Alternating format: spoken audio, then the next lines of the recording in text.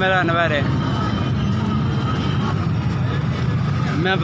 मैनू मेरी लात ते मेरा वड्डा बहार इसना ये बदमा तो ही तरिया बदमा भी देखना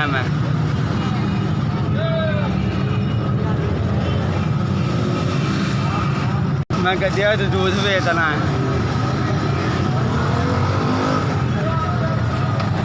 10-20 का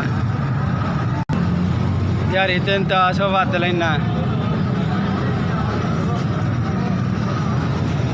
मेरा ब्याह नहीं होया, मैं अपने माँ प्यो को 2 पैसे कह देंदा। अच्छा जी, मैं दिलों मोह रहना। मैं सुबह 7 हाँ जी बोलिए निकलता तो रात को भेज के घर तक जाना।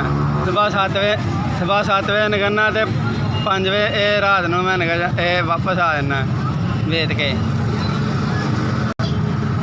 बचता कोई नहीं 500 बच जाता 400-500 वैसे लगा मेहनत कराने चार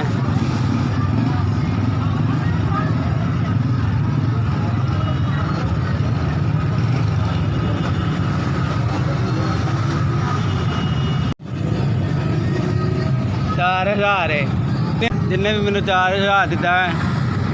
अल्लाह मियाँ परेशानियाँ दूर करे, अल्लाह मियाँ उन्होंने कारोबार देवे, अल्लाह मियाँ उन्होंने बहुता देवे। ਉਹਦੀ खैर वो भैन भरावां की घर बारे सारे की खैर हो। SBS दी बड़ी मेहरबानी तुसीं मेरे मारे बंदे पैसे पधाए ने।